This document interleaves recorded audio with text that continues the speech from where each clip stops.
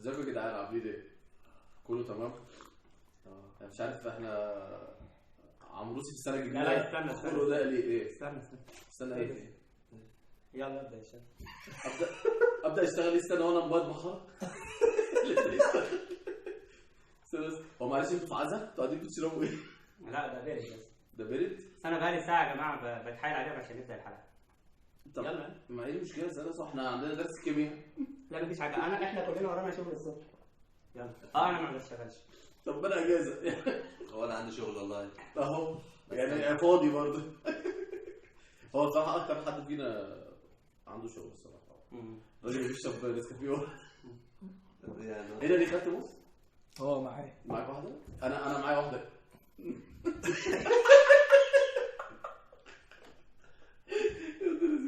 ايه يا عم تسلم على الناس اللي مش قادر، كنت بلعب ماتش بره وش. طب ما تعلي صوتك شويه عشان ليه في طيب؟ هو فين المايك؟ المايك قدام. لا احنا بس ظهرنا المايك الايه؟ انت مايك صحيح فين طيب؟ لا احنا من غير مايك، احنا على الله. ليه؟ ده انا اصلا حطيت الموبايل وعرفت ان انا اصورك وقعدت في القعده ديت بساعتين. ما بالك لو كمان حطيت مايك ده مايك ده حته لا احنا كده شغالين كويس. الصوت ظاهر للناس، مش انت سامعنا؟ انت بترد على نفسك؟ انت برنس. لا ده بقى بتهزر يا اسطى ليه طيب؟ انا هقول لك على حاجه، هنا اللي انت سامعنا انا تمام. بس. والله العظيم والله تصدق انت جامد قوي. بس ده انت ده عارف اختبار ذكاء عارف ولا يعني تعمل المايك تيست اهو. الله بس يا جدعان بقى كفايه هري، تعالوا نتكلم في موضوع مهم. يلا. طب اقفل الفيديو اخر اخبار مريم فارس ايه؟ دي لما تعمل شكلها بصراحه يا جدعان مريم فارس والله في حته ثانيه. يعني احنا لازم كل حلقه هنجيب مريم فارس عشان خاطر ده موضوع شائك. الناس عملت ايه اخر حاجه؟ لا مش عارف. انا بالنسبه لي مش محتاجه تعمل. انا اغنيه اما بدا مش عارف ايه كده، دي كانت جامده قوي الصراحه، اللي هي القديمه دي اللي هي شفت كريستيانو راح النصر. صح، هي كريستيانو راح النصر. بس هو لسه ما لعبش ولا ايه؟ انا شفت. انا بس عندي حاجه. ما راح النصر كده. انا اسف بس انا عندي حاجه استاذ ولا؟ اتفضل. احنا قبل ما نبدا الفيديو المفروض كان في دماغنا حاجات احنا مرتبينها. علي صوتك. انت صح، انت بتكلمني ليه؟ صح استنى بس، ده هو كمان علي صوتك ماشي، وهو اصلا بقه في المايك، فبرضه اكتر حاجه بتبان في الفيديو كل مره علي صوتك ماشي. حذرني. انت عايز ايه؟ انا هسيبك عمال تتكلم كده. لا حذرني اللي هو ايه بايدك مثلا. هي دي. فاهم؟ انت مش فاهم لغه المخرجين، روح اتعلم في ولا مفيش مخرج في اي فيلم صوته بيطلع مع الممثلين. انت بتقعد رحت فيلم قبل كده؟ بتتفرج على افلام. تعالى كلنا. طب انا بس بدون كده انا بس في نقطه، احنا قبل ما نبدا الفيديو قلنا هنرتب المواضيع اللي احنا هنقولها. ايوه فين قلنا لا ما رتبناش حاجه. ما هو انتوا اصلا فين المواضيع اللي انتوا قلتوها؟ ايه مريم فارس؟ لا ايه ده؟ ايه لا انت دي النعمه ما تتقالش عليها كده. هي مريم فارس. ايه السؤال ده؟ دي بنت فارس بلا جواد. محمد صلاح. طيب انت اتكلمت على كريستيانو صح؟ لا انا ما اتكلمتش. هو قال كريستيانو راح النصر. انت عندك معلومه جديده ان كريستيانو هيعمل ايه في النصر ولا؟ ايه حصل؟ اول حاجه ان هو هيلاعب الطائي. مالك؟ هيلاعب الطائي. لا عنده ماتش الاول قدام ابها. ما هو في نقطه بقى. اختبار كبير جدا لكريستيانو. لا في نقطه. حد مستواه. لازم يثبت نفسه قدام وقت يتجرب فيه. لا هو كان واخد وقت ياخد فيه لسه الكواليتي بتاع الدوري السعودي. والتدريب والاحماء الكلام ده. عشان يلعب طارق حامد في الاخر. فهيبدا تقريبا بس حاول اجيب له صليبي ويبطل ويعتزل. لا هو في نقطه. لا في حاجه برضه. ايه؟ وانت تفتكر اصلا ان كريستيانو لو عدى من طارق حامد تخيل يعرف يعدي من حجازي؟ انا عندي سؤال اهم من كل الكلام ده مع احترامي. يا عم عدى. انتوا سيبك بقى من كريستيانو وكل الكلام ده. انا عايز اسال سؤال واحد، جورجينا هتقعد ازاي في المدرجات؟ لا هتقعد في مدريد. نعم مالك؟ ايوه اصل الولا جونيور راح الاكاديميه. ماشي. جونيور مش عايز ناني. ممكن السنه بعد ما دي يعني هو قاعد في المدرسه داخل يا عم. لا هو مصري يا عم. خدوا قصر في السعوديه. قصر مين يا اسطى؟ واخد مدينه اسمها قصر. واخد مساحه كبيره قوي. بيقول لك فيها مش عارف 12 مطبخ وحمامين سباحه. حاجات كتير مطعمين وفيها ملاعب كوره وليه طيارتين تقريبا وليه طيارتين واخد حمام سباحه. ويقدر يسافر اي دوله في اي وقت زي ما هو عايز. ويقدر ان هو في قرار تنمير الرياض. وكمان هو طبعا يعني موجودين علشان يبقى الواجهه بتاعتهم لا هو الواجهه بتاعتهم لو في ملف تنظيم كاس العالم كده لسه بعد 30 يعني 2030 لا بعد كام سنه؟ يعني ممكن يكون مثلا قبلها سنه واحده. كام سنه؟ قطر جابت بيكهام قبلها سنه واحده بس.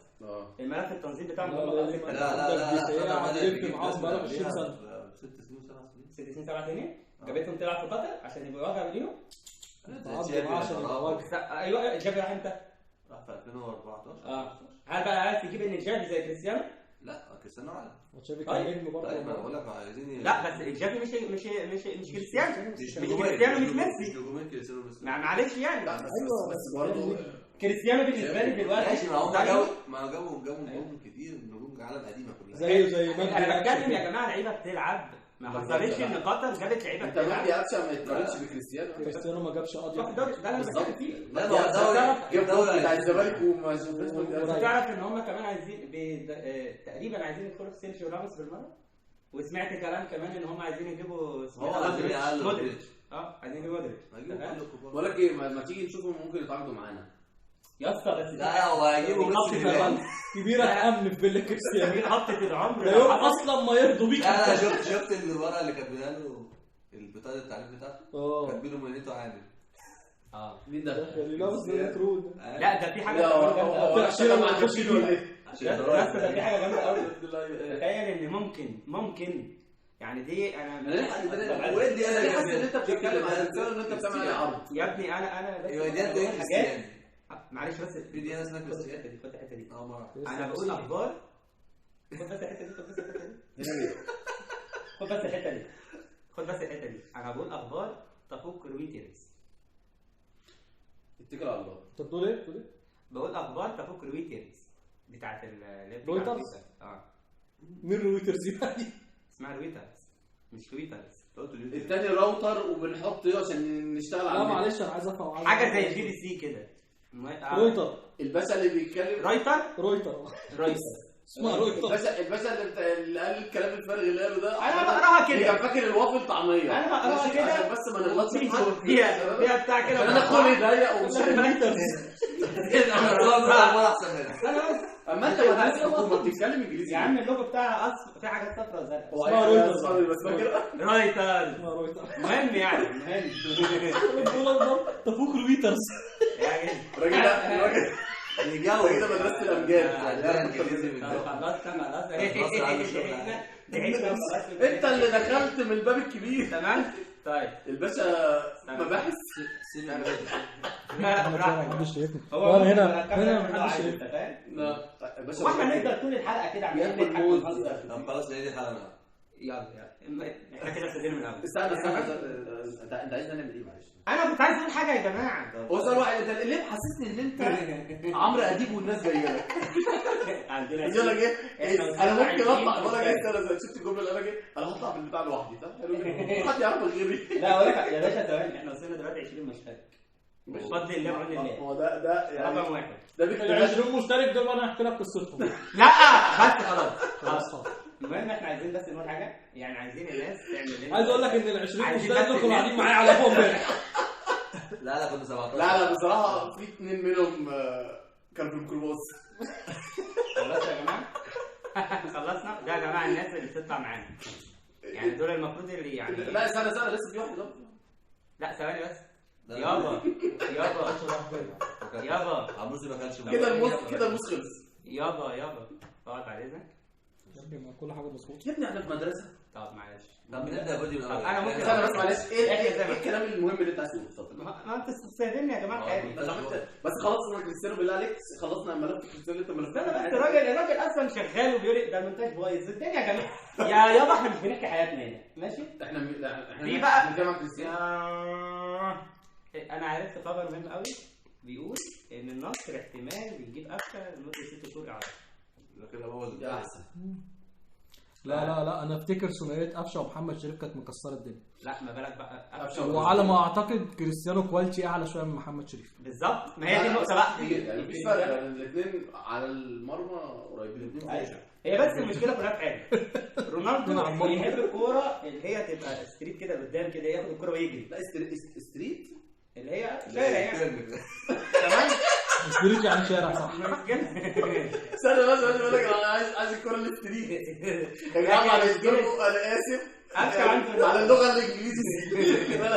درس الانجليزي عندنا بقى قفشه ايه الكوره ستريت دي؟ طب نفسي اكمل جمله. قال لك يعني شارع، عايز الكوره شارع. طب نفسي اكمل عايز اعمل شوارع. ما تتكلمش انجليزي كده. انا بقول اخبار كمبيوتر. كمل يلا كمل. يا بس انا ما يكمل ما تقولش تتكلم عربي عشان انت مش عارف تتكلم عربي. عايز الكوره تيجي دغري. فقفشه مش الكوره دغري يروح يتقدم لها. قفشه مشكلته في حاجه. بياخد الكوره ويلف يدور بيها كتير. مش دغري كده بالسريع عشان قفشه مش سالك. مثلا عشان هو اقسم بالله. شوف اقول لك على حاجه. موسيماني جه ومشي. موسيماني ده بيقول لك بيتضرب بالشبشب كده. ما استنى بس. ايوه مش قصدي كده. موسيماني مشي مع المنتخب وجبنا واحد اسمه سواري ودلوقتي في كولر ومحدش عارف سر قفشه غيرك. تخيل ان انت قلت ان هو فعلا مش سالك. واحنا هنا بنوضح يا جماعه للنادي الاهلي عشان هو بيتابعنا ورؤيته عاليه جدا. لا اكتشفت انه مش سالك. والنادي الاهلي علشان برضه انتوا عايزين تعرفوا سر قفشه اسمعوا الكلام ده يمكن يفيدكم في التيتش. انت مشاور لمين؟ عشان انا حاسس ان انت بتتكلم حد غيرنا. لا انا بعمل لهم خالد عادل كيعي سايب اللي وراه. كابتن محمود الخطيب ما بيفوتش حد. هو فاكر ان عادل كيعي هو اللي ماسك الاهلي يعني. لا ايوه يا اسطى ساعتها مع محمود الخطيب على طول بيسافر لا هو دي دعوه اصلا. تعرف السوشيال ميديا ممسكينها للناس معايا. مين محمد صلاح؟ لا بجد لا انا ما اعرفش ادنى. كملوا يا جماعه كملوا بس انا مبسوط بيكم. قصدي ايه انا بعمل هاشتاجات بضيف فيها النادي الاهلي فدايركت اصلا احنا بنوصل لهم. فلازم هم يفهموا. مين قال انهم بيوصلوا وبيشوفوك؟ اذا كده شافوا ستريت دي الانجليزيه بياخد الكوره ستريت. مين اللي لو واحد منهم بطل هتصل عليه. المخرج ده اللي انتم يعني شايفين هو ما بيقولش حاجات مهمه. ده اهم نقطه للنادي الاهلي. يا جماعه تمام ايه ده اللي هتحصل يعني علشان ما فيش حاجات نعدل وكده. انت بتكلم مين؟ انت مالك منك يا عم بيتكلم الجمهور. طيب احنا كده نخلص ملف الكرة ولا في ملف تاني؟ نبدا نقول عايزين بقى ناخد ملف حلو. عايزين نقف كده على جنب ونسال وناخد اول الصحراوي. لا بجد في حاجه في الكوره عايزين باشا بعد اذنك مدينك بالله. في اهم حاجه في حاجه في الساحه عايزين. هل في ناس بتقول لي عادي كريستيانو ما فيهوش اللي هو يروح لنيوكاسل بس في ناس بتقول اللي هو في ناس بص ما فيش اي حاجه دلوقتي مؤكده. اي حاجه بتحصل في العالم اهم حاجه بس يرجع للمستوى معانا. طب يا جدعان بقول لكم ارجع لنا كده بقى بالله عليك اهو. عايزين نتكلم على اللي حصل امبارح يا جماعه. كريسماس ايه اللي حصل فيه؟ لا كان في حريقه في الزمالك. ايه ده كريسماس يا جماعه؟ لا بجد والله بجد امبارح احنا لقينا يعتبر مصر ولاد الشارع. يعني احنا كنا ايه يا عم كانت رايقه دي. رايقه؟ انا كنت رايقه بالظبط من رايقه. رايقه على السرير اكيد كنا نايمين. نسال المخرج على فكره المخرج امبارح كان عنده كميه نشاط قوي جدا. يا لهوي الوحيد اللي جه في الكريسماس ونزلنا وهو دخل نام في العربيه. قول لنا حسيت بايه هو نام باشا؟ لا حضرتك معانا؟ بس حاسس ان الصوره مش عاجباني. الصوره مش عاجباك؟ هم هيقولوا انت بقى كان ايه رايك في كان ايه رايك في العيد بتاع امبارح؟ عيد مين يا ابو؟ عيد الحب. لا عيد راس السنه. في برضه حته مهمه. انا قلت في الفيديو اللي فات اتكلمش انجليزي. راس السنه. ها ايوه. فاحنا جاوبنا. نحب نشارك معانا ايه الضيوف. ماشي. ضيوف ايه؟ مش فاهم. مش عارف. تعال مع حد غيرنا. ايه لماذا سميها راس السنه؟ لماذا؟ يعني ما تقولش ليه سموه راس السنه؟ ليه؟ لماذا سميها راس السنه؟ ماشي قول بقى. السؤال يا جماعه لماذا سميها راس السنه؟ براس السنه. هو لماذا سميها راس السنه؟ بقول لك ايه، فاكر الفيديو القديم اللي كان بيوقفوا العسكري في الجيش يقولوا له حرب 1973 كانت سنه كام؟ فاكر؟ هو عمرو. طيب لماذا سميها راس السنه في اول السنه؟ خلاص انت جبت اجابتك يعني؟ انت كده لذيذ يعني؟ طيب اجابتك يا مفيد. انا بتفق مع بعض جدا. انا غلطان سالت السؤال ده. يلا شوف. استنى بس اللي بيلف ده. لا احنا الدنيا مع بعضينا عادي. بقول لك ايه بدأوا عنده الموضوع. يا جدع انت ال 20 واحد دول ما فيهمش حد غريب اسمع مني. والله يعني ما احنا في بيتها يا جماعه. والله في بجد. مين اصلا؟ انا واحد صاحبي بس مش غريب بقى. ما هو طب والله في. بقول لك ايه استنى ايه يا عم الراجل بتاع الكاوتش زودت عنده الكاوتش ومسكت الموبايل والله العظيم يا جماعه انتوا لا هم دول جايبين الارض يا جماعه. عشان كده بوضح انت ما حدش يعرفه اساسا. اوضح بس الجمله. عمرو ده احنا جايبينه من السي سي. بس عايز اقول جمله ستريت. عايز اقول حاجه يعني بس شيء. كل اعدائي كل اعداء نجاح. اول اعداء نجاح قاعدين معاك. تمام. لازم نهبطك من قعدتي هنا على فكره. احنا قاعدين في بيت عبوس. على فكره في سؤال الناس هتسالوا لك دلوقتي، انت لابس كاب ليه واحنا قاعدين في البيت؟ طب ما انت احنا ولا الصبح. لا انا بردان، بس انا عادي ما عنديش مشكله. انا شايل ناكش في الكوره. لا انا بردان، بس احنا في الشتاء قالوا كده فاحنا بردانين. الناس لا بقى بتدفي ايه؟ لا انا بس عايز اقول حاجه بس انا عايز اقول حاجه. ويندو باين. الكاب جزء من شخصيه عمرو. هو لو انت مش لابس الكاب عن اقتناع ما تلبسوش. خلصت عواقبك باين. خلصت الاساسات. كل ده كده انا طالع حلو في الكاميرا. ما خلاص بقى. خلاص بقى نقعد قاعدين. طيب ماشي خش. يا جدعان بقول لكم ايه، انت حد سمع الاغنيه دي بتاعت عمرو دياب عجباني. ايوه غنيها كده، احنا قلناها برضه الفيديو اللي فات. غنيها. ايه؟ غنيها. غنيها بتغني؟ غني. غنيها. لا انا بقترح عشان عمرو دياب ده ينجح ويكسر الدنيا لازم يعمل دويتو مع مريم فارس. هتنطر نطر. لا ده خد احسن غنائي السنه. ماشي. طب احسن غنائي حاجه اسمها كده كداب. احنا مش عارف ازعل ليه بس هو خد احسن غنائي. الكوره خلاص مفيش حاجه في الكوره. لا بقول لكم اسال السؤال لا لما محمد صلاح بتاع ابو دافور. يا عم ده جامد جدا، ما شفتش منه حاجه اصلا. لا جامد قوي. ايه اللي جامد؟ هو احلى انا بحب مطلعين لي واحد قرع عمال بيعلي في صوته، انا مش عارف هو عايز لا شفت لا بيحكي لك يا ابني الواد ضرع ده اللي هو ممكن نعمل ايه ممكن نعمل انت ليه حاطط نيرك من نيرو؟ بس محمد صلاح ما عندوش وقت. ليه حاطط نيرك من نير صلاح؟ ولا حط نيرو من نيرو. ما هو صلاح عشان يصور الكلام ده هو محتاج له يومين. انا بقول لك الاعلام مش عاجبني. محتاج له اسبوع عشان هو ما يصور بيحبوش يا عم. مين اللي هو كان بيحب معاه صلاح؟ حلقه واحده فكره حلوه. عملهم محدش يقدر ما يحب عملهمش صلاح. بس هو قال لك انا ما عنديش وقت. كل المصريين بيحبوا صلاح عافيه. ايوه ما حدش بيحبش. مش احنا بنحب صلاح بس انا طيب. يعني بس ليه مش عارف يعني لو محمد صلاح نفسه لو سالت اقول لك بس انا ما بحبش الناس تتأفور بس فيه. بالظبط انا معاك بس صلاح محبوب. لا صلاح كويس. طيب ما ترتيبه ايه في الدوري صلاح؟ السادس يعني الخامس. ايوه صح الراجل بيسال عشان فاهم ده ارسنال بقالها 20 سنه اول مره تبقى اول دوري. خلينا في الواقع. لا مش 20 سنه طبعا. طب ما احنا اول دوري مين؟ وات اي ارسنال وفارق 7 فارق 7 صلاح ولا حلو صلاح؟ جدا حلو ماشي. ارسنال بقى دي انت بتتفرج على الدوري الانجليزي؟ عندها احسن لعيبه. ثواني بس معلش. ثواني بس احسن لعيبه صغيره احسن لعيبه مش احسن يعني لعيبه. عندها سكواد هيقعد معاها. بالظبط بس ده بس وضيف على كده انه بيزود عليه لاول مره من سنين ارسنال ما بيبيعش نجومه. دي اهم حاجه. بيزود عليهم دي بيجيب أهم نجوم تانيين. الواد ساكا ومارتينيلي ساكا ومارتينيلي ودلوقتي كده وعندك بالجوين انت الواد مطلعه ده عرى ثالث هداف الدوري الفرنسي. أنت عبيط ولا لا ايه؟ انا اقول لك حاجه بس اوديجارد. انا مش هقول حاجه عندك الكبير في دفاعك عنده 23 سنه. انا بس اقول حاجه الواد سليمه ده وحش قوي. عندك انت نقطه خد ثواني بس يا جماعه نهدى. طب شفت ثواني بس عشان في اوفر في الفيديو كده. احنا بس لما نيجي نتكلم في الفيديو تمام او نيجي نتكلم عن اي حد ما ينفعش يبقى فيه يعني حد متعصب يعني حتى اهلي او زمالك او حتى في اوروبا. لما بالك ان احنا ما نتعصبش للمصري يعني نتعصب للاوروبيين. طب احنا متعصبين ماشي لا انا شايف فيه نتعصب. كنت عندك في مصر كوره مثلا بس لما بيجي نتكلم عن ارسنال ما بفرجش على الدوري. لا ثواني لما بيجي نتكلم عن ارسنال يعني تقوم تقف. ما ينفعش يبقى فيه اوفر. هو بص كان هيقول هنأفر ليه؟ والله لو قادر كنت بس هنأفر يعني احنا بالنسبه لنا مثلا ليفربول برضو بقى لها فتره كبيره جدا ما كانتش بتاخد بطولات. خدت في سنه دوري خدت في سنه في نفس السنه الويفا. حلو خلاص بقى كده بقى الكون كله هيتأذى عشان عمل انجاز. بس في السنه ديت عمل انجاز. ما انا بتكلم احنا نعلي اصلا بالظبط نعليها بس برضو يعني نفس النقطه اللي بتقولها على صلاح ما تحبش الناس تتأفر. لا بس نفس الشيء في ارسنال. انا برضو بشوف ان في ناس بتأفر. لا فين يا معلم الابواب؟ فين يا معلم الابراج؟ حبيبي انت تخيل لو في ماتش بس لعبتوه كويس لازم يبقى العالم كله ما بيعرفش يلعب زي هم لقوا كام ماتش في الدوري. حبيبي انت اصلا ده لما كان بيطلع ال 12 ولا 10 في الدوري ما كانش فيه فريق في العالم بيلعب كوره زي ارسنال. برضه ما هي الفكره انت لو عايز تمتع عينك بتتفرج على عارف هو مش فاهم اللي انا قصدي ايه. احنا برضه كلنا اغلبنا هتلاقي اغلبنا بنحب ارسنال. قصده ايه؟ اغلبنا بنحب ارسنال بس هي النقطه كلها ايه؟ اغلبنا بنحب الكوره واغلبنا بنحب ارسنال. هي النقطه كلها هي النقطه كلها ده فريق الصدارة.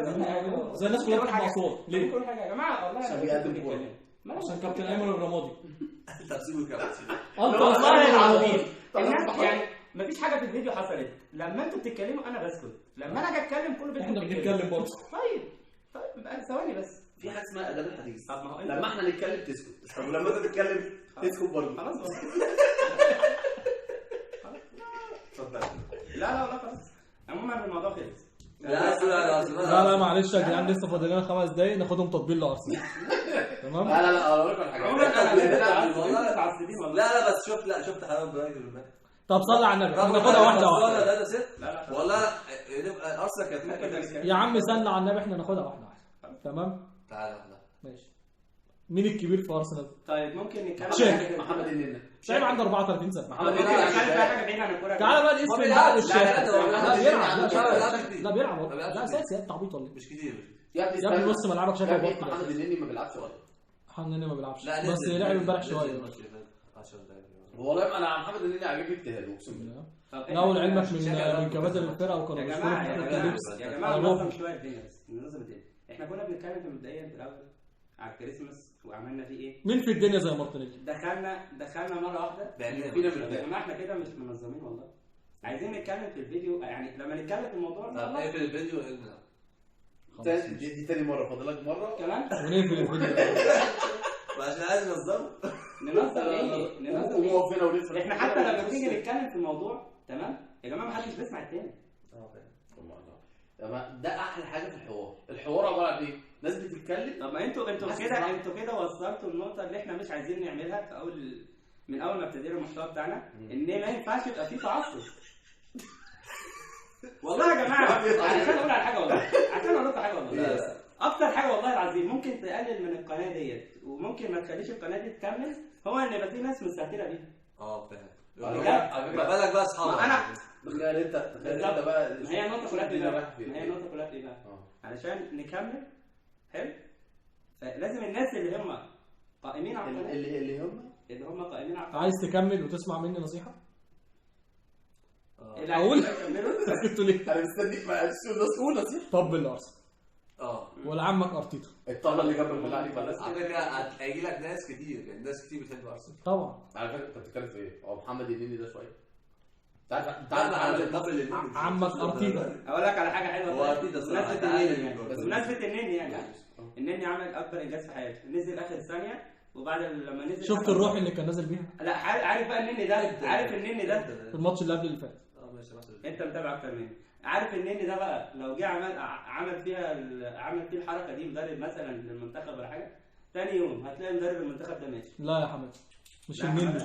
مش الكلام مش النني محمد صلاح هو اللي بتعمل معاه. لا لما يكون لعيب بيأدي وانت تعمل معاه الحركه دي. بص محمد النني زي ما بتابع مش اقوى حاجه بس مجتهد ودي حاجه انا احترمها. يعني انت شايف ان النني ممكن يبقى في المنتخب وينزل اخر ثانيه والحكم بعدها سفر؟ لو مدرب بره كبير طبعا طيب لو عندك حد ولو صغير انت محمد النني ده داخل في ال 34 سنه. عمرك سمعت عمل مشكله في المقاولين في بازل في ارسنال؟ لا هو مفيش حد في مصر انا مش هو انا بقول لك المشكله في النني. هو انت ليه مش سنه انت مش في ماتش اللي في المنتخب كنا بنلعب محمد صلاح كان قاعد بره فتح بقه محمد صلاح اللي هو محمد صلاح مش يقف. ايه بقى محمد ما فيهاش حاجه. لو في مدرب راجل بره خلاص مش هيحصل حاجه. خلاص انتوا برضه مش عايزين تفهموا اللي انا بسال فيه. انا مش بتكلم المشكله في النني. انتوا ليه بتاخدوا دايما اي حاجه ان انا يا اما بغلط في ارسنال يا اما بغلط في النني. انت ما تعرفش تغلط خالص. المدفعيه هتديك في البيت. المشكله كلها والله العظيم ولكن مش المدفعيه والله العظيم والله العظيم ارسنال ما بقتش تاخد دوري بسبب الناس اللي هي زي دي. عارف ليه؟ دول حبايب. عارف ليه؟ لا انا مش قصدي يعني ارسنال كان بيكسب. انتوا بتقولوا على المتعصبين. لا انتوا بتتكلموا كان بيتحكم الدوري راح فين؟ لا الناس كلها اللي عندها تحفز جامد لارسنال من كتر التحفز ده ارسنال مش تاخد اي حاجه تفضل مكمله حلوه جدا وتيجي لا ارسنال عشان كان سياستها غلط عشان الكرونك زي ما كانوا مدمرين ارسنال. ما هي النقطه كلها فكك بقى من بس انت ما تختلفش ان ارسنال كان بيطلع نجوم عالم. مين فابريجاز؟ يا ابني هو فابريجاز ده مين؟ طالع من ارسنال. انت اللي عايزني طالع من ارسنال. سونج عافيه يا توريه كل الناس طالعه من ارسنال. انت اللي بتتكلم لوحدك والله العظيم من ساعه ما اتكلمت في ارسنال مش عايز تسمعني. طب سيبه يكمل كلامه للاخر. طب ما انت مش عايز تسمعني للاخر. ما هو انا برضه في نقطه لو انا شايف برضه اللي انت بتقوله غلط يبقى اي كلمه تيجي تتكلم فيها ادخل في الحوار. ايوه لا ما دخلتش في الحوار. لا انا ما دخلتش في الحوار لان انا اللي بادئ الحوار. اقعد ساكته بقى. اتفضل.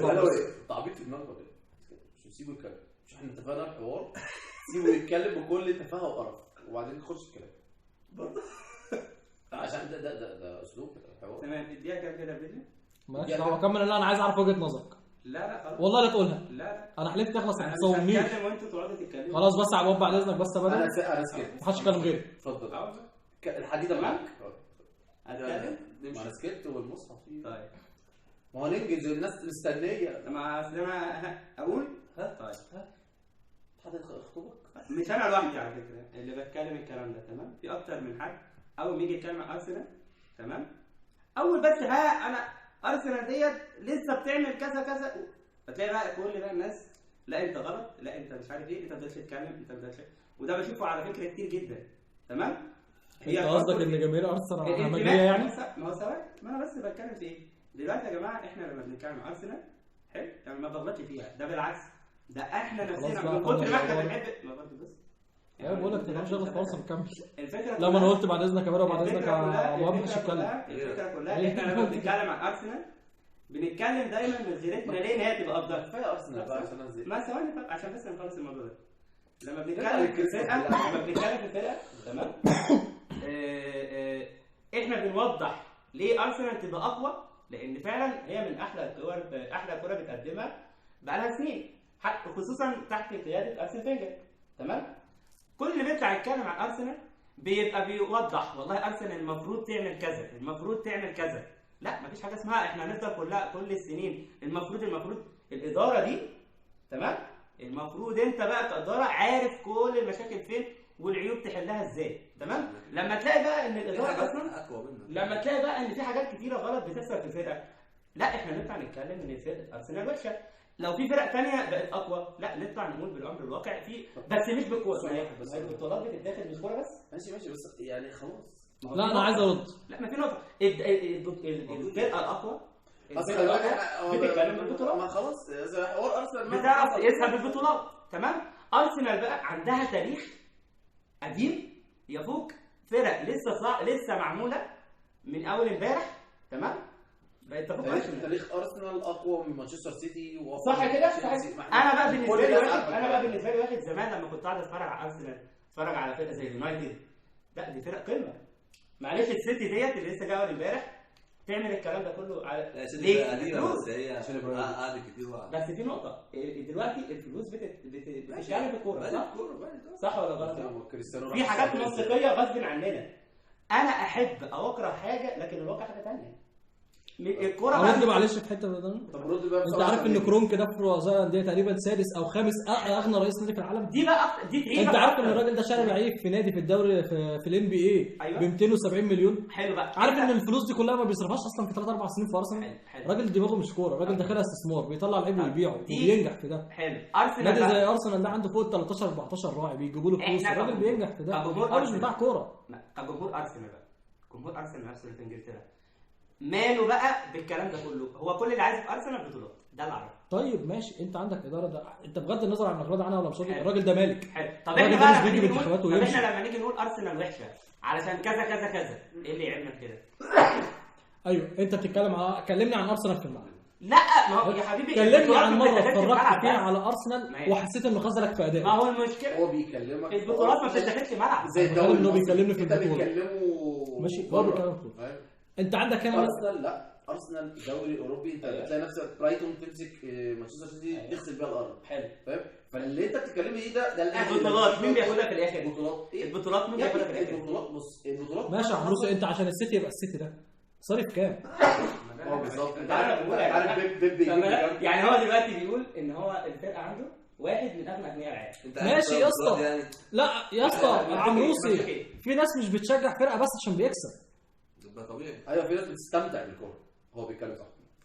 طب ما صلي على النبي، نوتنجهام اللي لسه صاعد ده شفت جماهيره عامله ازاي؟ انت عايز انا لسه بتفرج على ماتش امبارح المدرج مليان نوتنجهام. عارف بقى ايه نوتنجهام ده؟ حلو. عارف انا ممكن احط ارسنال زي نوتنجهام امتى؟ لما ارسنال مبقاش ليها تاريخ، لكن احنا بنتكلم عن فرقه ليها تاريخ.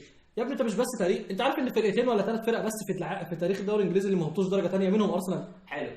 يعني تاريخك اكبر من تاريخ اي حد، بس ما عندكش اللي بيصرف. طيب انا بقى كجمهور مالي انا بكل ده؟ ماشي هو بيخلص. ما هو انت كجمهور ماشي. انت بقى بتستكفى بحاجات ثانيه. هو كان بيخلص التوب فور باللعب بعد كده نزل، بعد كده دلوقتي عمل. انتوا شايفين ارسنال احسن من اي فرقه في اوروبا؟ مش احسن.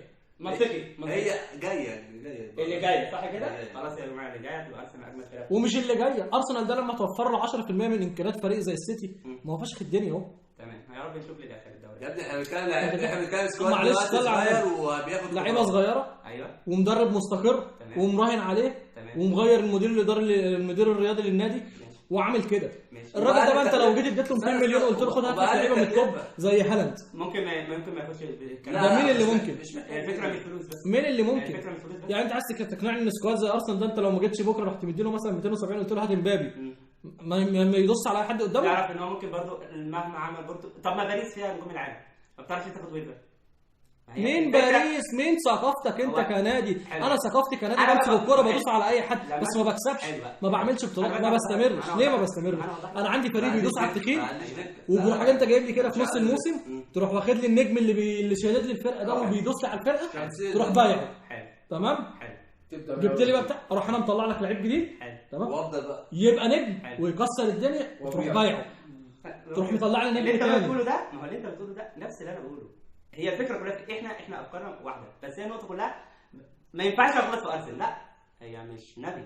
تاني حاجه الفرقه دي مش غلط. انا انت بتتكلم بطولات انت بتتكلم بطولات صح. طب انا عشان اخد بطوله مش محتاج حاجات. طب ما انت مش عايز انا مين بقى؟ انا كمشجع لا يعني انا كمشجع لو معايا 500 مليون مثلا هقول لك خدهم واكسب لي بطولات بس انا ما املكش ده. طيب الاداره ولو معايا مش هديهم لك. هديهم لك ليه؟ لكن الاداره ده راجل مش بتاع كوره راجل داخلها استثمار. يبقى احنا كده مجبورين. وانت كمشجع انت مش بتشجع ارسنال عشان بيجيب لك بطولات عشان بتحب لعبه عشان بتحب لعبه بس. انت لقيت نفسك بتحبه. انا واحد بدات اتفرج على كوره ولا كنت اعرف ارسنال ولا سيتي اتفرجت على الفريق ده حبيته. حلو بيكسب بفرح بيخسر بزعل. حلو بس جميل.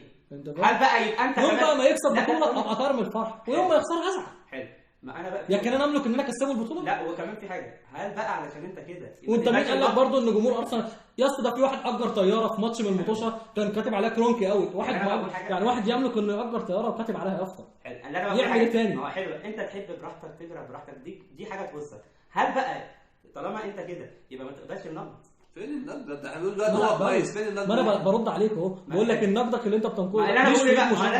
انا بقول ايه لما اجي في اوقات الاقي ان لا في فرق في الدوري الانجليزي بتفوق ارسنال وزي ما وضحت يا جماعه البطوله ما بتتاخدش عشان بيلعب كوره كويسه بس ومش علشان بنحط ماشي ما احنا متفقين على حاجات كتيره. لا احنا بنقول دلوقتي احنا خلينا في الوضع الحالي. لا انا بتكلم ككل يا جماعه. احنا بنتكلم في الوضع الحالي. ارسنال احنا بنقول بتلعب كوره حلوه واخد اول الدوري في سنه بس ده اللي بنتكلم. انا حاسس ده ولسه على كده عارف ليه تكمل في ده؟ بص دي بتقطعنا. لا ما في نقطه بقى. هو انت بتقطعنا. تعرف ان قبل كده لما كان مثلا يحصل ان السيتي مثلا تبقى هي اول الدوري حلو وفي مثلا بعدها ايه لسه بقى ناس يعني المركز الثاني مثلا بينه وبينه 7 بونت مثلا او 8 بونت زي الوضع حالي. عارف كان يحصل ايه؟ لا السيتي وحشه. هي المشكله مش ان السيتي قويه لا اصل الفرق الثانيه هي اللي بتخسر. لا مش كده. يا اسطى ما انت حط بس مقارنتك في محل تمام. واحد زي السيتي ده الشيخ منصور ده يا اسطى بيخش له موسم بيقول له اتفضل 300 400 مليون وهو بيفنش الموسم بيجيب له صفقتين هديه. حلو تمام. واحد زي ارسنال ده انت مبدئيا بتدي له 100 مليون وبتاخد منه لعيبه ب 200 مليون. تمام. طب وانا اعمل لك ايه وانا ساحب؟ لا في نقطه انت جبت واحد زي يوناي ايمري ده احنا فكره دايس على اوروبا دايس على اوروبا سيتي او باريس او بيتكلم ان هم بيضخوا فلوس كتير بالظبط كده. طب اقول لك على حاجه ده اكتر من انا اكتر حاجه دايما لما في فرق بيضخ زي يونايتد بس على الفاضي. السيتي وباريس من اكبر غلطات حياتهم ان هم عمالين يرموا فلوس على الفاضي ولغايه دلوقتي ما بياخدوش وزن. طب ما دي غلط وانا بقول ان ده صح. ماشي. انا مش مع انت بقى عايزنا نقارن فريق زي تشيلسي بيصرف له كل سنه 300 مليون زي اليونايتد بيصرف له كل سنه مبلغ زي السيتي بيصرف كده ده ايفرتون بيصرف كده. ايفرتون اللي بينافس على الهبوط السنه اللي فاتت ده كان جايب لك جوميز وديكوري. انا مش بقارن كان جايب انشيلوتي مدرب. انا مش بقارن. هي النقطه كلها في ايه؟ ارسنال نحب ارسنال يبقى ما نهملش برضه الباقي. مش معنى ان انا احب الفرقه الباقي مش بايدك. لا انا قصدي كفرقه يعني طالما انا بحب الارسنال في فرق ما بين مالك. بقول لكم انتوا بتتكلموا جد ليه وانتوا عارفين؟ لا معلش عشان الموضوع ده مضايق. لا الموضوع ده مضايقك ليه؟ في فرق ما بين مالك يعني انا مثلا عندي وجهه نظر او انت عندك وجهه نظر. احنا الاثنين مش اللي هنخلي ارسنال مثلا ما ده ما فيهاش خلاف. بالظبط. بس انت وجهه نظرك فيها غلط. انا برضو لو انا شايف عندك مثلا برضو في وجهه نظر غلط عندك. طب ماشي ما ينفعش ما هو لا مش فكره كده. انت عايز يعني ما انا برضو مش هجيبك باقناعك ليه؟ الاقتناع بتاعك مش هجيب والعكس صحيح. فهي الفكره كلها في ايه؟ الفكره كلها في ايه؟ لا الفكره مش كده. ايه في النبي؟ ما هو مش معنى احب ارسنال ما بحبش الباقي. لا انا بحب الفرق. انا ما بحبش الباقي. انا بحب الفرق كلها. لا اللي بيلعب كوره حلوه بنشجعه. بص انا بقى انت مش انا كواحد ما بشجعش حد في الكلام ان انت بتتكلم عشان الاهلي فاحنا بنشجع الاهلي فلازم يكسب. فاحنا بالظبط بره مصر، احنا بره مصر بنتفرج على الكوره كلها بننبسط. بالظبط. انت ماشي ليه بقى؟ انا عندي مصريين اقسم بالله. انا برشلونه بتقدم كوره حلوه بس انا بحب انا طريقه لعب ستايلي. معلش انا هقول لك على حاجه زي مدريد فانا بحب نتكلم ان انت بتقول للراجل بطولات ايه وبتاع. لو هتيجي نتكلم في بطولات اي فرقه من الموجودين دي الارسنال عندها بطولات اكتر منها. بالظبط. ده ما هو ده تعرف انت بتتكلم ما هو اللي انا بقوله إيه؟ ما هو اللي انا بقوله من غيرتي لحب الارسنال. انا مش بقول كده عشان كرها ليها بالعكس. ده انا لما بقعد اتناقش معايا حد معلش. طب هقول لك على حاجه برضه ما من ضمن الحظوظ. ابراموفيتش اللي كان رئيس تشيلسي ده تمام، كان رئيس كان بيضخ فلوس جامد. هو كان عايز بقى ارزاقك وحظك انت كمشجع تشيلسي لما يمشي واحد زي ده ويجي لك واحد زي توت بيلي ده برضه بيضخ فلوس. بالظبط. والاثنين حظك انت فاهم. ده راجل دخل الموسم بسم الله الرحمن الرحيم كده راح جايب لك ستيرلينج. هو ستيرلينج ده كده يعني هناك جايبه لك وراح جايب لك اوباميانج وراح جايب لك دينيس زكريا وراح جايب لك فوفانا وكولوبالي. ايه يا عم انت عبيط يعني ولا ايه؟ الصح والمنطقي ده انا لو بلعب بلاي ستيشن مش هجيب الناس دي. يعني الصح والمنطقي بس الفكره انه جاب. يعني الصح والمنطقي ان انا كفرقه اصل معلش احنا بنتكلم ارسنال طب معلش يا جدع من اعظم حكماء العالم كفرقه ماشي. هل بقى يعني معلش هو هل انا مجبر طالما ان في رئيس عندي انا ما ينفعش انتقده ايا كان الرئاسه بتاعته؟ بقول لك في واحد اجر طياره مشيت كتبت عليها كرونكي قوي يعني ده واحد يعمل ايه تاني؟ طب يعني مفيش حل ان الراجل ده يمشي؟ لا طبعا. او يغير السياسه؟ مالك ده راجل غصب عنه بقى خلاص مش رئيس نادي ونقبل ده مالك ونقبل. لا احنا ما نقبل محدش قبله ما ده انا بس ده مالك.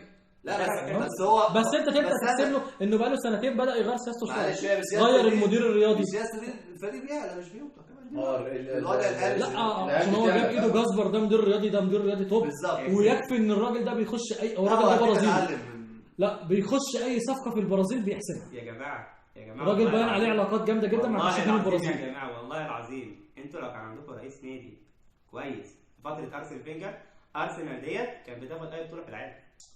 ايوه ما دي هتعملها. طب ما اصل انتوا بتقولوا ان هو دلوقتي علشان بدا يضخ مال. طب ما هو معلش لا ده هو ما بيضخش لا معلش. هو الفكره ان جالك مدير رياضي بقى بيعرف لما يبيع لعيب بيستغل فلوسه. بس بيصرف يا ابني هو صرفه زي ما هو. ثواني لما بيصرف دلوقتي في السنه الحاليه صرف فوق ال 100 مليون فوق ال 200 مليون وكمقابل السنين اللي فاتت. انت بتطلع من جيبك مقابل السنين اللي فاتت. لا انت صرفت اكتر من السنين اللي فاتت. صلى على النبي. انت جيت في نص موسم رحت جايب توماس بارتي. تمام انا عايز لاعب جنب توماس بارتي. مش هجيب توماس بارتي والعب جنبه تشاكا. انا جبت توماس بارتي خلاص اتصرف. راح ملاعب مين؟ شامبرلين ومش عارف مين وناس كده غريبه. تمام ما نفعش. راح جايب في نص راح جايب لك اوديجر. انت جايب اوديجر كده عشان 35 مليون. حلو. ده انت عشان الريال عايز يخلص منه عشان عنده المكان مليان. عشان ده لعيبه كتير خط النص. فيرا مين؟ اللي فابيو فيرا. ده فرق عوايد دي. انت عارف صفقه فيرا انت مخلصها في الساعات الاخيره. يعني انت لو ما كنتش طلعت مثل نيلز ده ما كنتش جبت فيرا. وخيسوس ده انت بتخلصش مسات عادي. يا ابني انت خيسوس ده جايبه ب 45 مليون. هو في حد عالي يبيع خيسوس ب 45 مليون؟ ده مهاجم برازيلي عنده 25 سنه كان مدغدغ الدنيا يبيع ب 45 مليون. ده نجاح لارسنال عشان هو معاك عشان مش عايز يلعب. هو نجاح لارسنال بس عايز يستفاد بقى. هي برضه لا الفكره ان انت كسيتي عندك مهاجم زي خيسوس تسيبه ب 45 مليون. ما هو السيتي عندها سكواد عالي جدا فبالنسبه لهم خيسوس اقل عادي. لا بس برضه هو عايز هو كان قوي جدا بس انت الفكره انت حد يبيع خيسوس واحد زي خيسوس ب 45 مليون. ما انا هسيبه دكه مش هستفاد بيه. انت تبيع انت لو واحد زي خيسوس ده انت لو عرضته البيع مش هتجيب فيه فلوس. هيجيب انت الفكره انه راح داخل لك ارسنال انا خلصه 45 مليون. طب خد لا وثواني في نقطه. خيسوس اصلا رايح هو هداف. خيسوس رايح هو هداف يعني مش وحش مثلا السيتي لو عايز حد من ارسنال ايوه معلش يعني اللي احنا بنقوله ان احنا بنقوله كل الناس بتحب الكوره. ايه علاقات فلما الاقي ارسنال بتلعب كوره علاقات هو ممكن يكون خسر. انا بتكلم عشان ارتيتا كان مدربه في يوم من الايام. حلو خلاص بقى. لا ارتيتا ارسنال بقى ارسنال انتوا ايه ده انت لا هو كلكم قاعدين في كامبريدج. اغلب الناس اللي هم بيشجعوا ارسنال ما يحبوش اي كلمه. ما اسمعش كلمه ارسنال دي تاني دلوقتي. فاهم ليه؟ عادي ما يعني اشتم الاهلي دلوقتي عشان تبص. ما هي بقى في نقطه هنا، انا كمصري ما شجعش في اي حاجه. انا بعد الماتش اللي فات بتاع الاهلي ده اقسم بالله ما هتفرج على الاهلي. لا في نقطه، انا كمصري ما شجعش في حياتي غير مش الاهلي. هتفرج عليه. اشجع بره، احب الكوره لكن ما شجعش. لا ده موضوع انتماء، انت ما بتتحاسبش. انت حبيت الاهلي ليه؟ لا انا بتكلم حبيته ليه؟ كمصري اللي هو لا كمصري لازم اشجع دي دولتي، على الاقل ده في دولتي. لا مفيش الكلام ده. تمام انت زمالك كام ده في التسعينات لما كنت ما بتعرفش تتفرج على الكوره الاوروبيه. يا جدع دلوقتي انت يا ابني ده موضوع انتماء، ده مش بايدك. موضوع انتمائك ده مش يعني انت بايدك. بتنتمي لفرقه اوروبيه؟ ايوه طبعا. يعني الانتماء لفرقه اوروبيه؟ ايوه يا عم. ايوه ما هو الانتماء ده مش بايدك. الراجل ده من حوالي حبك تحب فرقه حوالي لندن، لكن هتنتمي ليه فرقه اوروبيه؟ ما هو حبك ده جاي منين؟ ما هو من انتمائك. لا لا تحب كفرقه تتفرج عليها كوره الكلام ده كله حاجه. لا تنتمي بقى كده والتشجيع. لما نتفرج على الكوره نتفرج على الزمالك بقى، نتفرج على الاهلي. خلاص انا هشجع من بكره الحرس. لا الحرس فرقه كبيره. براحتك، انا غزل انا لسه صاعد يعني. بص هشجع عبد الرحمن اجويرو صايع ده برضه. بس انا بحب اقول بصراحه. برضه دي النقطه برضه، احنا اغلبنا يعني كل لو واحد انا عندي لو انا بتكلم فكره معينه وطي صوت لازم لما انا بتكلم فكره معينه لازم الرد يبقى بطريقه. كل واحد ليه اسلوب لعبه فبيحب يعني. انا مثلا مقتنع بحاجه يعني انت مقتنع بحاجه ثانيه، انا ما بتريقش عليك. انت لا لازم اتريق عليك. طب ايوه والله ولكن يا جدع عليك هات لي واحد ما بيتريقش عليك. اما نصيبك بقناعاتك اللي غلط. لا وانت قناعاتك غلط، انا برضه شايف قناعاتك مش غلط. مشكله خلاص وانا برضه اقول لك مش مشكله. ولكن الاختلاف في الراي لا يفسد الود. ممكن نقوم نضرب بعض من البتاع دي. ايوه بس ايه الفازه دي بس احنا لسه عارف مشكلتك ايه؟ انك اهم حاجه عندك البطولات، والحياه مش كلها بطولات. ولكن محدش اخوي معلش. لا نزل بقى ايه، لا هتاخد دي ولا اسال واحد زي ما احنا كل حاجه مثلا بننزلها سندوتش جبنه رومي ده قاعد بقى احسن طب ده. لا هناخد دي ولا كام مش هتنزل خلاص. انا اصدرت فرمان. نزلي في الدقيقه خلي الناس تعرف الدقيقه 41 هتنزلي كده لا تاخد احنا 45 يا جماعه. بقول لك ما تقولش على النت.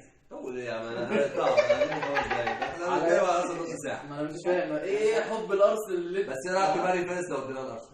يا لهوي محدش مش هيسيبها. يبقى اركن لي بقى كده خيسوس واوديجارد والناس دي. ده مين اللي وسيب ممكن وسط الملعب مع مين؟ لا ما ينفعش اللعيبه نص ملعب مع بابتي. وراك ايه محمد النني ومريم فارس يخرب بيت نص الملعب. اقسم بالله ده هيبقى نص ملعب جميل. حد واخد باله من حاجه؟ ايه ان مريم فارس ده التاني؟ لا ان احنا المفروض بقى ما نتكلمش عن ارسنال صح؟ احنا بنتكلم عن مريم فارس. احنا عملنا ميكس. احنا على فكره احنا جبنا مريم فارس عشان عملنا زي الارسنال. احنا عملنا دويت. بس بقول لك ايه، لو لعبت مهاجم هتستلم ولا هنرمي لها سريع؟ ده الكوره تنزل كده. يا بص هي جاذبيه كده. تعالوا نتكلم عن لا انا اقول لك حاجه، احنا تعالى نتكلم على الكريسماس تاني. لا تعالوا نتكلم لا، عن واحد- عشان الاهلي مش عاجبني الفتره دي. واحنا اتكلمنا قبل كده. يا جماعه ده صراحه بدايه كل سنه يا جدعان لو حد عنده حاجه في ماتشات بكره ايه معلش؟ بيت امك يا جماعه ماتشات ايه بقى ما تقفلوش. في الاهلي وبيراميدز بكره؟ السنه والزمالك قاعد بيتوقف مع مين؟ الزمالك ما بكره. اعرفش. مع مين؟ مش فاكر مع مين بس لا بعد بكره بقى. لا بكره. فعلا اقول الزمالك بكره بس مش اقول هتقول ايه السنه واحنا قاعدين في الفصل؟ ما لا احنا ما بنتكلم. ارفع ايدك الاول. اقول اعمل كده. اول ما عمروس يتكلم ننط في بقه. ها؟ لا انا فاكر انا العب بكره مش فاكر مع مين والله الساعه كام. ده الزمالك. قول ايوه عموما انا بس كنت عارف ان هو لاعب بكره عشان حاجه بس لان هو لاعب الرمادي اسوان. بس يا انا اصلا مش توب فان لايمن الرمادي. ايوه انا مش ايمن الرمادي. لا مش مشكله عندي لا اوكي كده سنايبر الدوله. عايز اقول لك ان جه مره قال لي ايه كابتن ايمن الرمادي مكسر الدنيا. انا افتكرت ايمن الرمادي ده لعيب طلع مدرب اسوان. شوف متابع دوري مصر لدرجه ايه. لا سنه الزمالك لا اسوان. لا سنه مالك فونا انا ممكن صح احنا هنسافر صح احنا هنسافر. ده الزمالك يا جماعه. يا عم انا بقول لك انا ناس هنعمل بس ايه الزمالك؟ طب ما انا عارف بكره لا بيراميدز. انت لسه قايل يا بيراميدز. لا انا لسه شايف على النت. هو ده لسه شايف على النت من انا ما شويه. اعرفش انا عرفت انه لاعب بيراميدز عشان بيقول لك عبد الله السعيد يزين قائمه بيراميدز في ماتش الاهلي بكره. طب هو بيتكلم حتى لا عادي. هي الفكره بس كلها ان هو بكره احنا بنتكلم ليه بقى عشان الناس بتأفور ايمن الرمادي. تمام ده مدرب اول ما جه تمام فرقه كان واخدها اخر الدوري دلوقتي هو في المركز التاسع تمام وبينه وبين طب يعني كده فشل. هو قال لك فرقه واخدها اول دوري ودلوقتي هو مركز تاسع. لا اخر دوري. انت قلت اول دوري. لا عيب بقى من الاول. طيب فهو دلوقتي خلاها في لا المركز عيد ما بتاعت بينها وبين المركز الثالث او الرابع مفيش. اه تمام. تاني حاجه الراجل ده الوحيد يعني عنده فكر اللي هو زمان زي جوزيه مع الاهلي. خد راحتك برضه مقارنه رهيبه. انا عايز اسال بس الراجل ده بيفتح خطوطه، انت ليه بتهاجم؟ احنا بقى نقعد دلوقتي نتناقش في اسوان يعني ولا انا شايفك سارح بقى وبخيالك ومودينا. لا عمرو يوسف بيحب ايمن الرمادي قوي. لا انا مش بحب ايمن، وانا مش فاهم اصل جايب مقتنع بشغل ايمن الرمادي. ممكن يجيب الرمادي. لي المراكب بتاعت اسوان وقناه السويس اول ما اتبنت يعني انت فاهم؟ يا عم ده ميدو ايه ده يا قناه السويس يا جدعان توقعاتكم ايه ميدو ايه بس ايه ميدو قناه السويس مالها يا حبيبي؟ في اسوان توقعات مش في السويس. قناه السويس بتاعت اسوان قناه الجيزه بالاقصر. اصلا السد العالي هيجيب تاريخ ال دي كام؟ قناه السويس 45 18. 45 18 لا ايه ده السنه ده الدولار توقعاتكم ايه مع ميدو في 45 18 ده الدولار؟ ميدو في الاسماعيلي هيعمل ايه؟ لا توقعاتكم ايه السنه الجديده الدولار يوصل لكام؟ ها بسرعه 100 مثلا. لا لا ليه؟ هو قال لك 20 انت متخيل ليه كده يعني؟ هيوصل ل 100؟ هيوصل احنا بنتكلم في السنه دي 50 بقى. للاسف. طب انت السنه دي احنا بنتكلم في السنه دي خمسينات. ممكن يزيد مثلا يوصل لكام؟ خمسينات. هو هيثبت على حاجه 30 33 وانت حضرتك دولار ان شاء الله يبقى كويس. انا بسالك على ابنك هو مش فاهم سلام. يعني يقول لك السنه لما بتكلم بص قاعد بيلعب في ايده اقسم بالله لو راح يجيب شبكته مش هيعمل كده. انا مش فاهم. خلاص لذيذه. عموما الدولار ممكن يزيد. شكرا. يا جماعه هناخد دي ولا نكمل ليه ونرزع البتاع دي في دماغي 46 25 ما تبقى بس يناير على اساس ان احنا بنتكلم بسرعه ونص. ماتوا وبروا الحياه الثلاثه مع بعض. ده توكيد لفظ. طب ايه الفرق بين التوكيد اللفظي والتوكيد المعنوي؟ ها مش فاهم. لا انا كنت الكلام ده انا فاكره من انا كنت علم رياضه. لا انا كنت عارف بس اخر حاجه ذاكرتها الكلام ده كان في ثانوي. انا مش فاكر. طب هنا اللفظ يبقى نفس اللفظ تقريبا. توكيد المعنوي نفس المعنى. هنا دي خلاص انت ايه ده راح فين؟ لا لا احنا داخلين على الساعه، احنا كده بنعمل فيلم. احنا الناس حبايبنا. بقول لك ايه؟ لا وباقات الناس اللي بتخلص واحنا دي. هنتحايل عليك انت بتعمل ايه حضرتك؟ بقى. طب بعد اذنك بعدين. كلمه بمناسبه السنه الجديده. ماشي. كل سنه وانتم طيبين. هابي بيرثدي. هابي بيرثدي. بقول لك ايه سنه حلوه. طب تقول انا انت مش مهم كمل يا ابني.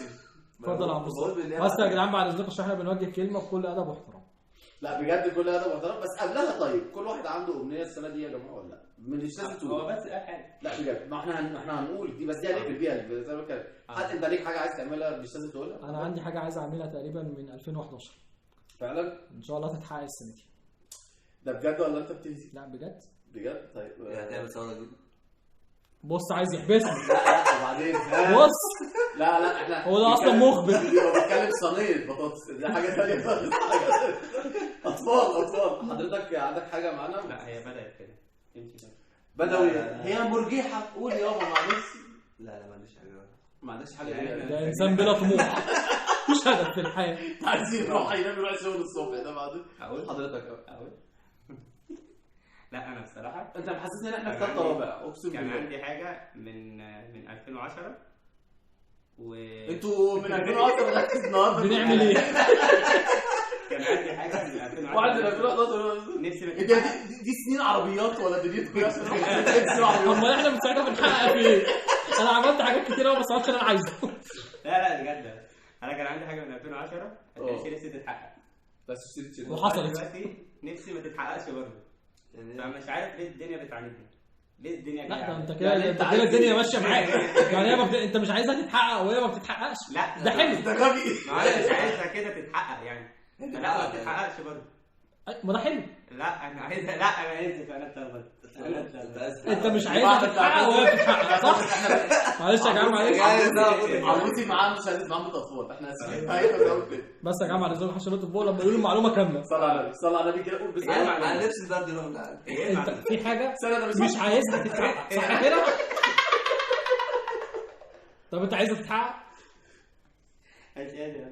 لا انا قصدي خلاص يا انجي بس انا ماسك الكاميرا عشان انت عندك فرق. ده كورونا. لا ماشي ده جوه بيستنشق. اللي انا عايز اقوله ان يعني في حاجه مش عارف ايه بالظبط، في حاجات تتحسن وما بتتقالش. انا مش هقول انت كده تسكت من 2010 لغايه دلوقتي نفسي ما تتحققش بجد حاجات كتير قوي، بس للاسف بتتحقق. ايوه طب ما احنا قلنا بس هي كده دي انت ماشي. ماشي صح. يبقى انت ما بتتمناش. بس انسان. احنا اللي بنسال السؤال ده. طب قول انت. لا اصل ده بدايه سنه لازم كل واحد بداية سنة؟ لما قول لنا شفت بدايه السنه امبارح حصل فيه ايه؟ حاليا طب الزمالك لا مش كده يا ريت. عارفين هو ده اللي ولع في نادي الزمالك. لا يا ريت عشان ما حدش عارف الموضوع ده غيره. هو مش عارف انت مالك بالحاجه. لا خلاص هي دايما السنه اللي فاتت برضو كل حاجه غريبه بتحصل في العالم.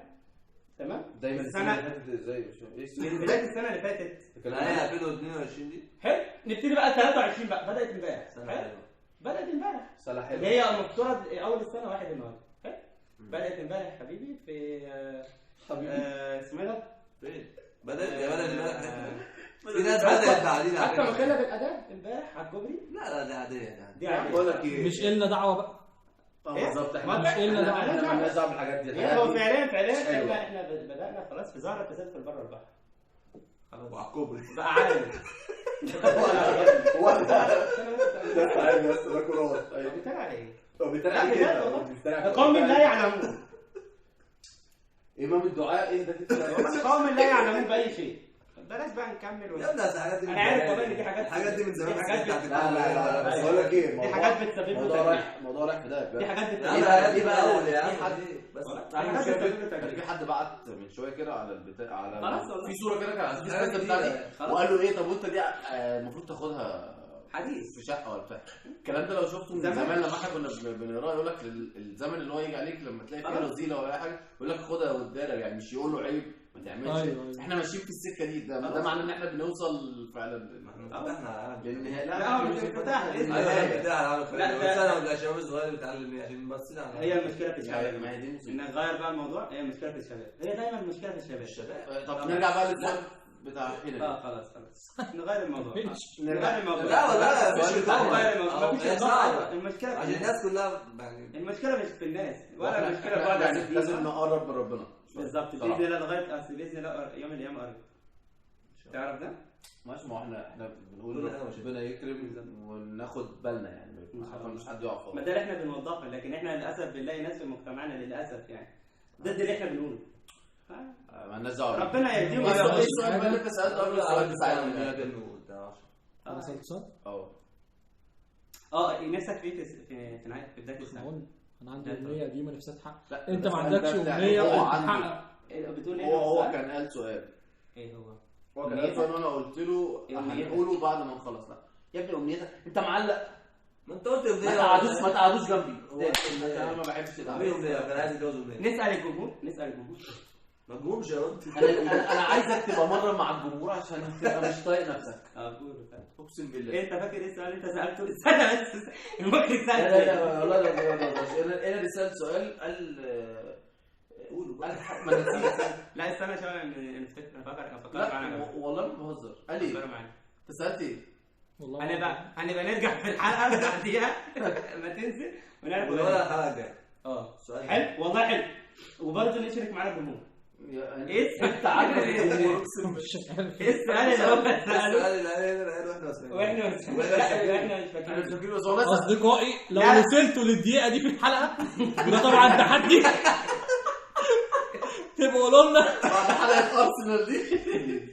انا عايز اقول لك على حاجه بعد كل الكلام بتاعك على ارسنال اقسم بالله ما هتفرج على ارسنال عشان الناس بمناسبه الموضوع ده لا لكل اخواتنا اللي بيحبوا ارسنال خلاص ايوه وارسنال بس خلاص لا بتشجع توتنهام تشيلسي مانشستر اي حد مش مهم ارسنال بس كل سنه وانتم طيبين. اتكل على الله. اي حد بيشجع اي حد تاني وكل مدريدي طيبين وكل سنه وكل مدريدي طيب. باشا بعد اذنك بس برشلونه ولكن برشلونه 100 لا اسمع احنا ضحكنا عليكم في اوديجارد. لا احنا عندنا عشان عندنا ناس كتير. عندنا كامافينجا عندنا عندي كنا بيقول لك بتقول ايه؟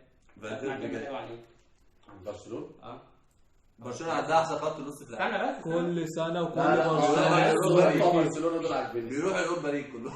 كل سنه وكل مش هينفع يا جدعان برشلونه في الأوروبا ليج من السنه اللي فاتت. مثلي على بتوع مطروح. برشلونه في الأوروبا ليج من السنه اللي فاتت. برشلونه في الأوروبا ليج من السنه اللي فاتت. برشلونه في الأوروبا ليج من السنه اللي فاتت. ما قلتلكش ده عايز ياكل اكل السمك، ده عبيط، ده دخل فيديو. لا تحية خاصة لأسوان والأسوانيين عشان كابتن أيمن الرمادي. استنى يا باشا، أسوانيين لجامعة أسوان. وإن شاء الله الزمالك يكسب النهارده ويتصدر الدوري وبيراميدز كل سنة وكل زملكاوي طيب وبخير. احنا بنحب اخواتنا الزملكاويه، اللي هو الواد اللي عايز على رأي مقولة الواحد. لا نسمع كلمة حلوة عن الأهلي. لا الأهلي يلعب بيراميدز. انا مش هتكلم عن ستايل اللي بيقول الجملة ديت أهلاوي، أنت فاهم؟ انا مش أهلاوي. والله ما بهزر، اقسم بالله محمد شنو المفروض يقف في بيتهم. تخيل بقى ان اليوم الوحيد اللي كنا بنفكر في سبب كبير هنا جاء اصابه في الغضروف. هنقعد فيها شهرين. احنا ان شاء الله احنا ندعي عليه. طب بيراميدز هتعمل توقعات كل الماتش. صح، كل واحد بقى صح عشان ماتشات بكره. الاهلي وبيراميدز كام؟ لا يكسب. كام؟ ده التوقع. لا مش عارف بس لا يكسب. طيب يعني قول اي حاجه. هيكسب في الدقيقه 97. 2-0. لا يكسب. اقول لك انا ليه، عشان من تاريخ خبرتي مع الاهلي لما بتيجي ايام ضنك جدا الاهلي بيرجع في ماتش كبير. في ماتش قوي دي حقيقة. فبيراميدز ماتش كبير. ده من اللي انا فاكره. يعني الاهلي هيرجع، يعني ده رايي انا. يداس على وشه خالص. يتثبت. تعادلوا. انا شايف تعادل بكره. تعادل؟ انا بقول الاهلي هيكسب. حضرتك معانا؟ وكابتن معلول هيكسر الدنيا. انت منور الدنيا. حضرتك معانا في القعده ولا؟ لا هو في انت نازل فين؟ هي في مشكله يعني لا حياكم الله. كمل، كنت هتقول في مشكله. حرام يا حاج. تمام.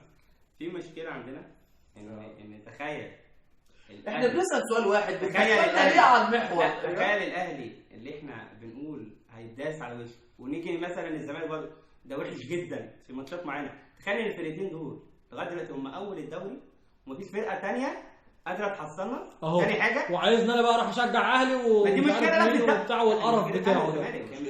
الدوري بيتصور اصلا، الماتشات كلها بتتصور ب3 كاميرات. 3 كاميرات بيتصوروا بكاميرا موبايل. كاميرا التليفون ارضه. لا المشكله كلها في ايه؟ ان فعليا يعني لما نقعد نتكلم عن الاهلي والزمالك وبنقلل منهم وهم لسه اول دوري. بس مع احترامي للبقتك في الكلام وستريت.